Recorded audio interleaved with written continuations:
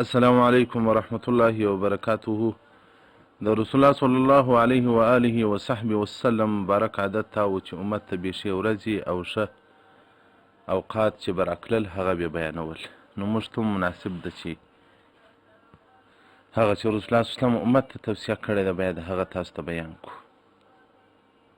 په هغو کې یو د برات میاشت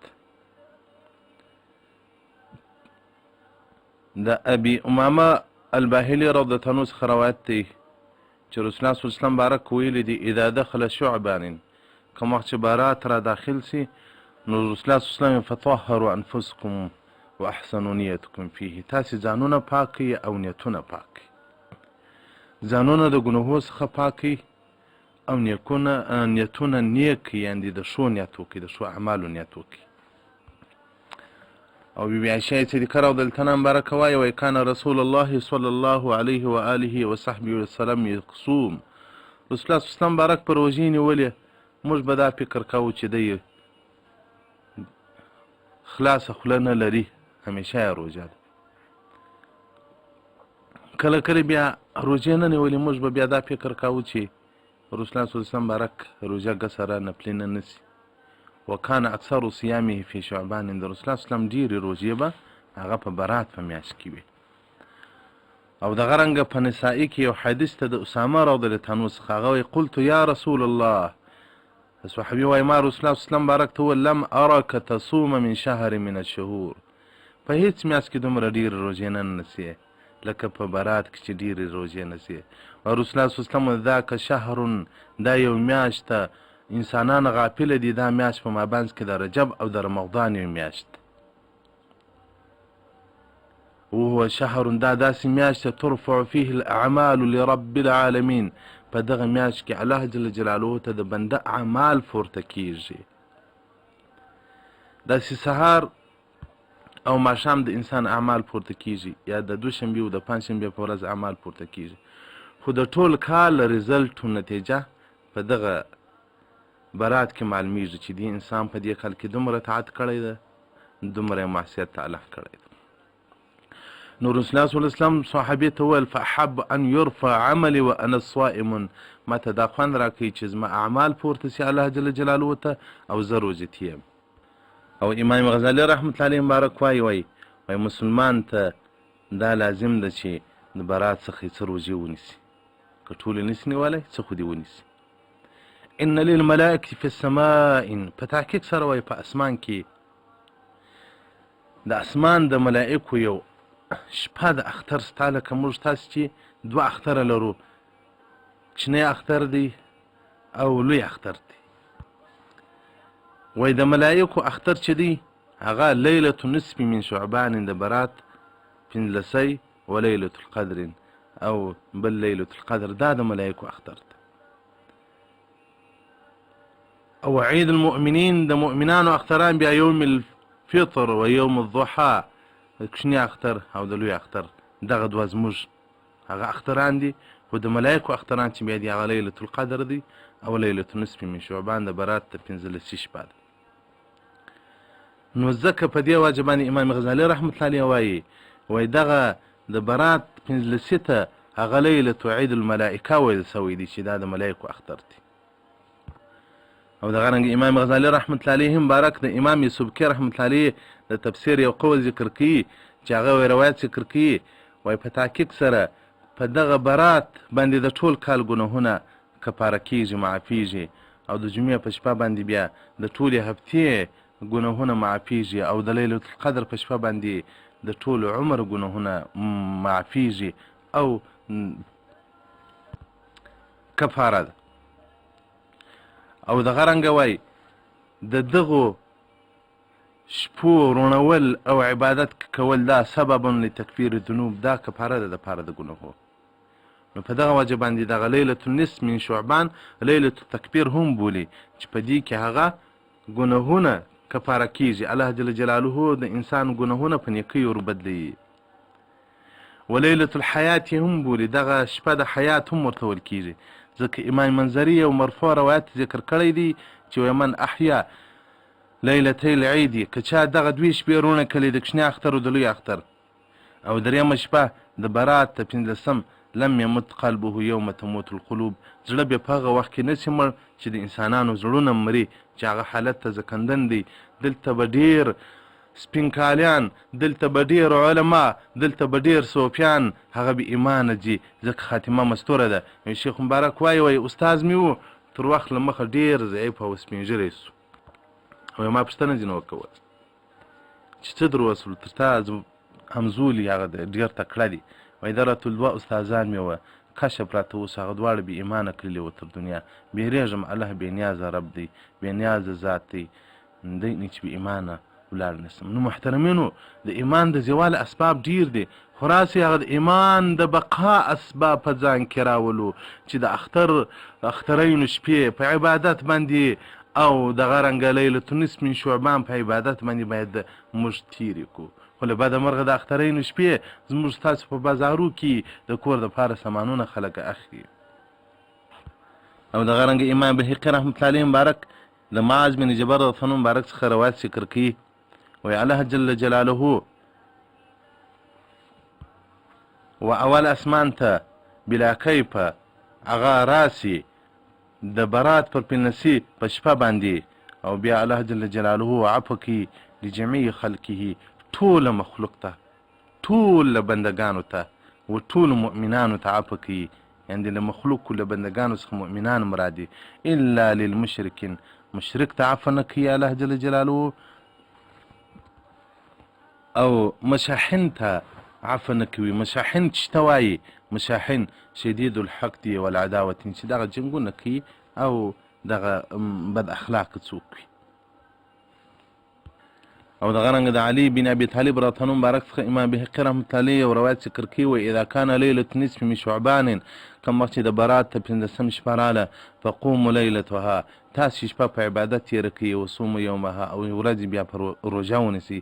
فان الله تبارک وتعالى، په دغه شپه کې الله جل جلاله وایي آیا یو څوک بخښه غوښتونکی نسته چې زه بخښه ولره وکړم؟ آیا یو څوک رزق طلبونکی نسته چې زه رزق ورکړم؟ آیا یو څوک سائل نسته چې سوال وکړي زه هغه سوال هغه حاجت ورپوره کړم تر هغه وخته پورې چې سهار سپېدې راپورته کېږي. او دغه رنګه امام بهقي رحمة الله علیه مبارک هغه وایي چې په دغه شپه کې الله جل جلاله د دنیا د نظام بندوبست وکړي. اصل کې خو نو په انسان تر پیدایش مخکې د دنیا تر پیدایش مخکې د انسان ټول شان معلوم دي، رزق هر څه، خو دا د کال رزق معلومول په کال کې چې کوم مشکلات راکړل، په کال کې چې کوم واقعات راکړل، دا په دې شپه کې معلومیږي.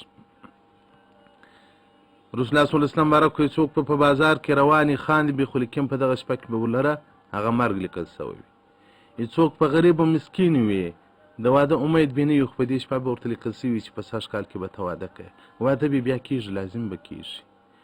یو څوک به د حج وس طاقت نه لري، خو لیکن په دغه شپه کې به الله جل جلاله په حجاجو کې لیکلی ځي به خامخا به ځي، اوس له هرې خوا چې برابره سو برابرېږي به، لازم به برابرېږي، ځکه د الله قضا به هغه چلیږي. خلک به خاندي، خو د خپل برخلیک څخه به ناخبره وي چې آیا په دې کال کې به زه څه لاسته راوړنه لرم، خو په دغه شپه کې به نوم په مړو کې لیکل سوی.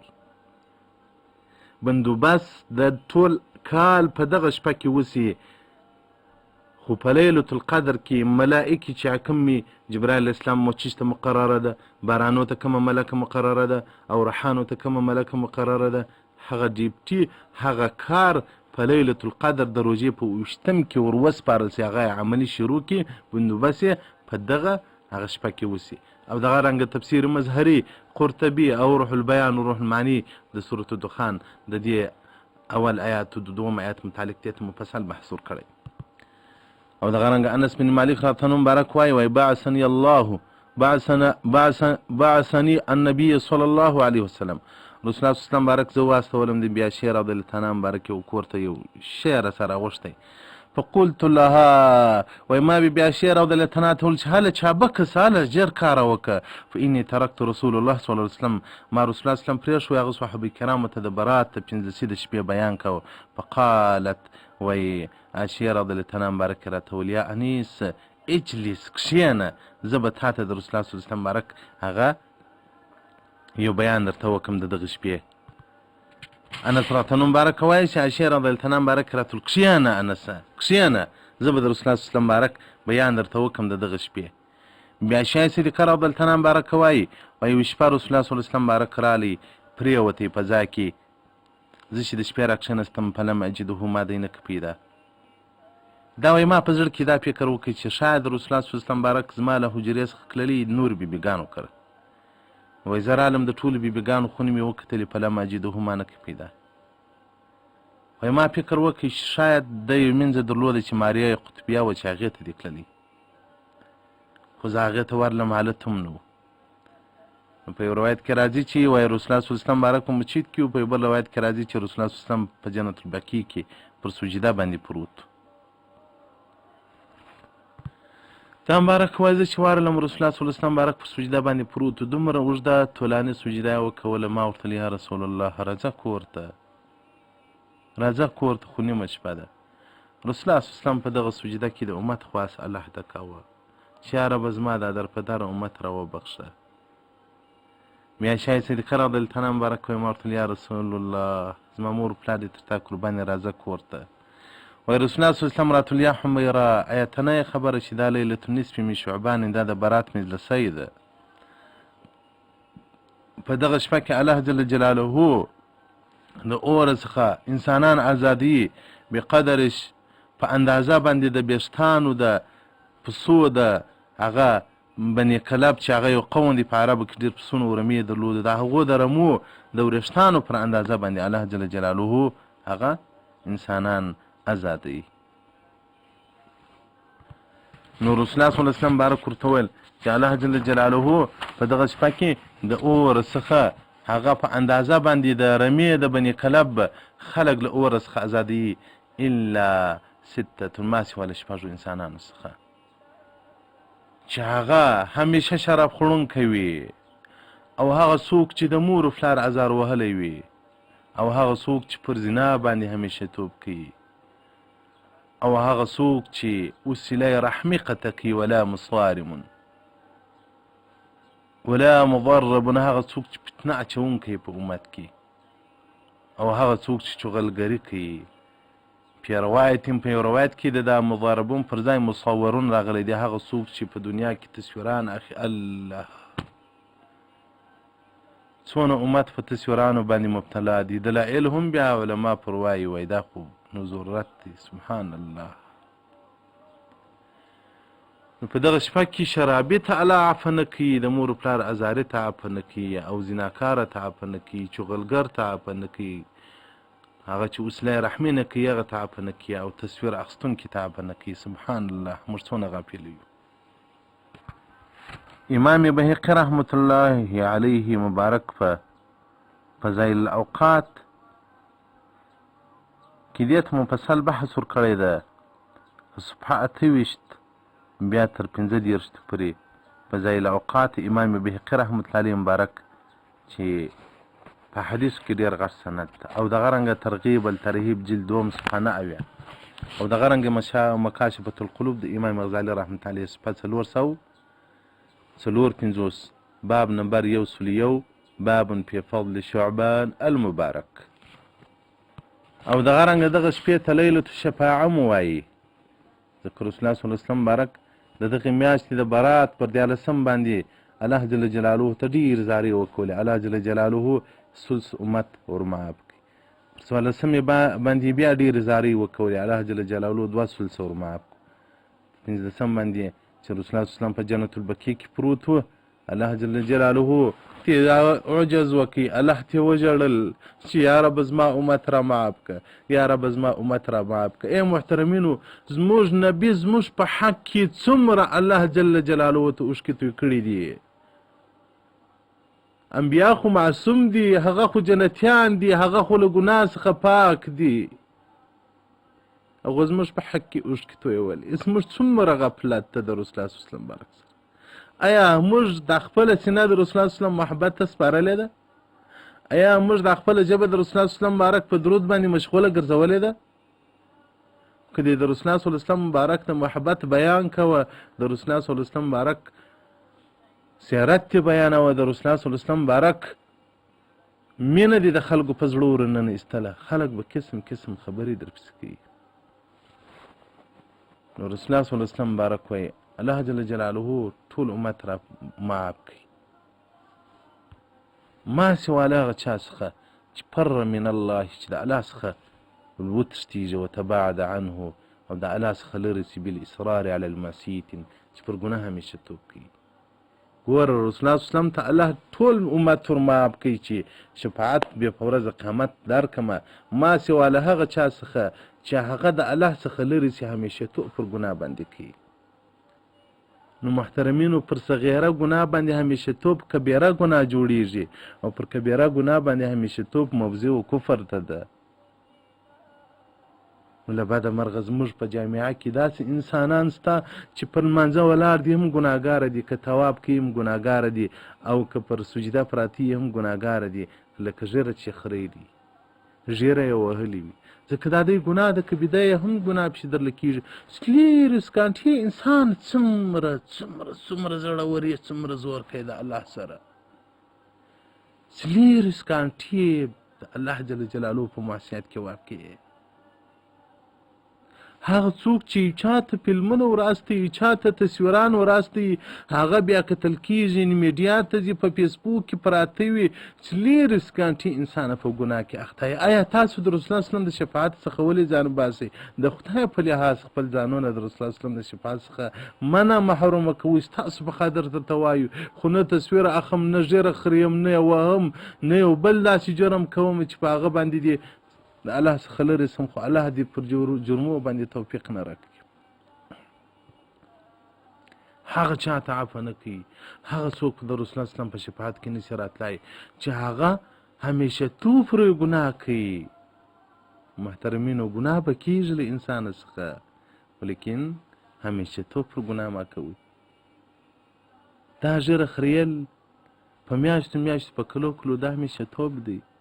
دا پتلون و نقټای اغوستل پر ګناه دا همیشه توب دی. سبحان الله. خدای په لحاظ د خپلو ځانو باندې رحم وکړي. یوه ورځ راتلونکي ستا د الله حضور ته ورتلونکي یو حساب ورکوونکي یو حساب راسه اخیستونکی دی الله به حساب راسه اخلي. او دغه رنګه امام غزالي رحمت الله علیه مبارک وایي دغه شپه لیلة القسمه والتقدیر هم ورته ویل کېږي. دا د پنځلسم شپې ته دا د قسمت شپه او چې دلته قسمت او تقدیر ځکه وایي په دغه شپه کې ملک الموت ته هغه نقصې ورکړي هغه ورکې ورکړي چې کوم انسانان مري په دې سږ کاله تر بله کاله پورې. ان العبد په تحقیق سره یو انسان باغ ږدي وان العبد په تحقیق سره یو انسان نکاح کوي کوزده یې کړي وایي واده به کوم.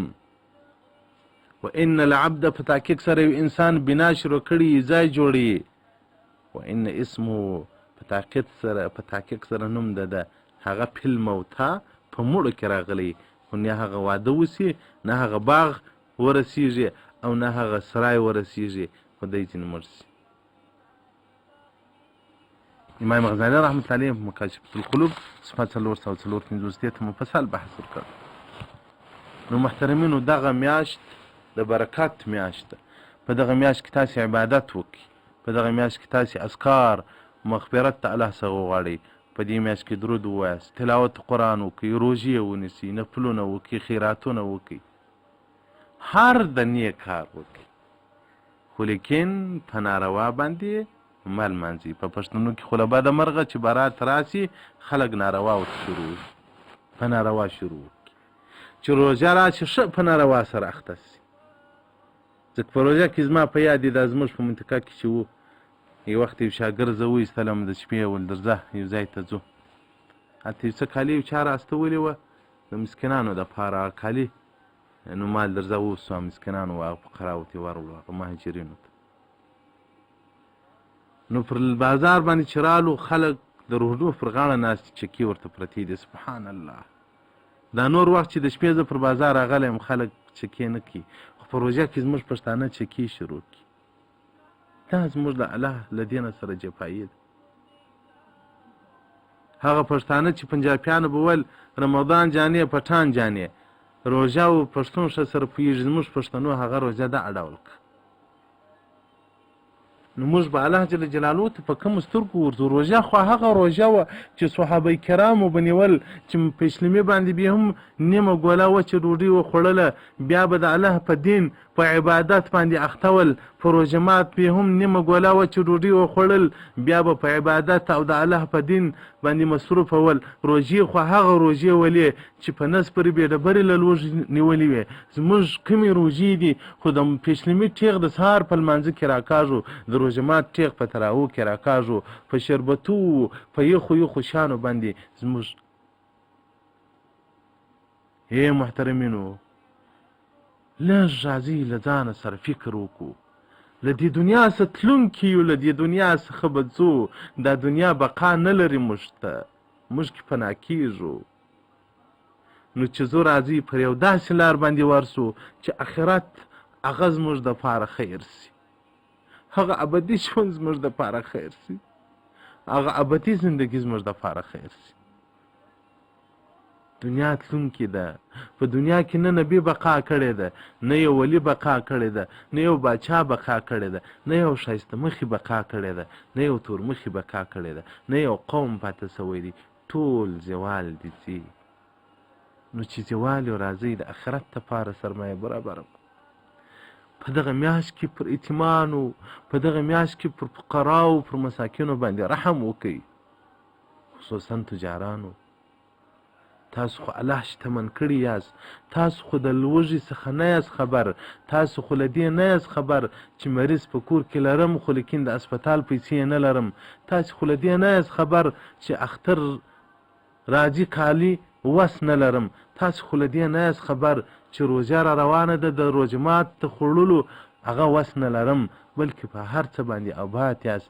قسم قسم روژه ماتونه به وکړي، قسم قسم کپړې به واغوندي، قسم قسم لباس به کور ته راوړي، خو لیکن د هغه یتیم هم درد احساس که چې هغه یا مور نه لري، هغه یا پلار نه لري، هغه په کور کې په اوښکو باندې ناست دی. داسې کورونه به زموږ په جامعه کې چې روژه مبارکه را روانه ده خلک بندوبست ورته کوي، خو د دوی ګریوانونه په اوښکو باندې لاندې.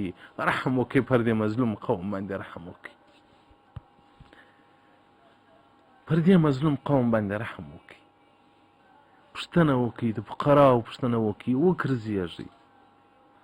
تاسو چې مریضان سئ انډیا ته ځئ، پاکستان ته ځئ، بل ملک ته ځئ د یو ظاهري علاج دپاره، په دې پسې هم وګرځېږه. فقرا پیدا که، کونډې او یتیمان پیدا که. داسې خلک هم شته چې اوس لا اډرونه ورکوي د کالو، داسې خلک هم شته چې هغه هېڅ شي ته وار نه خطا، ولیکن داسې خلک شته چې هغه کوچنیان غلطوي، کوچنیانو ته چل ورکوي، وایي که اختر رالی تی ته به کالي درکړو، هغه چې اختر راشي کالي او هېڅ نه وي. پر دردمنو باندې رحم وکړي. داسې کورونه به وي چې خلک د روژه مات و شربتو ته انتظار دي چې څنګه اذان وسي خوله خلاصه کړي، خو داسې مندې به هم وي چې د روژه مات د شربت خوړلو په وخت کې خپل زوی په زړه کې چې یاره به زما د زړه سر هغه کړلی دی، شهید سوی دی، زما د زړه سر هغه په بندیخانه کې ناست دی، زما د زړه سر هغه راسه ورک دی، دره کې نه دی معلوم.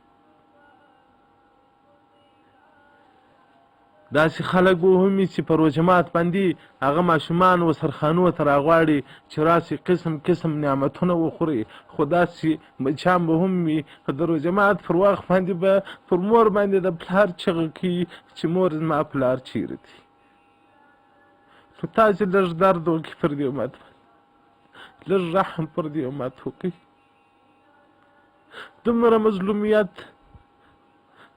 مظلومیت چې پر دغه قوم باندې پروت دی، پر پښتون، تاسې رحم پر وکړئ.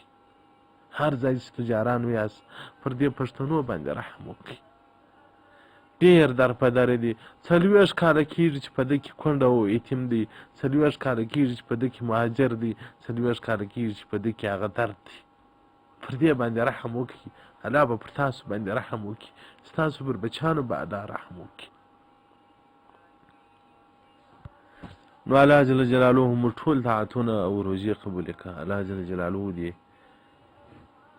د دې امت ټول اعمال قبول کړي او الله دې موږ ته د نیکو او د ښو اعمالو توفیق یې راکړي او خصوصا ما ته دعاوې کوئ او زه به تاسو ته دعاوې کوم. د یوه دعا د بل په حق کې مستجابه د قبلیږي. الله جل جلاله دې مو په ورځ قیامت هم د الله په حضور کې په سپین مخ موږ تاسو دغه د مدرسې شاګردان سره راپورته کړي او ټول امت. الله دې مو د الله په حضور کې په ایمان باندې ورولي چې پر ایمان ورسو. الله دې مو هلته زموږ ته ملاقاتونه وکړي چې هلته په جنت کې وویني چې دا خو هم زموږ شاګرد و، وایي دا خو دې بندي مولوي صاحب خو شاګرد خوب لیدلی و، جنت روان یو، جنت مخ ته یو کوټه یو علما کرام ناست چې زه درس یم، د علماو کې ستا اواز راپورته کېږي. نو زه هم دیوبندي مولوي صاحب خو دلته دي. ما بیا ډېر وژړل. الله دې مو هلته سره یو ځای کړي. الله دې مو هلته د رسول الله صلی الله علیه وسلم بارک امتیان کړي.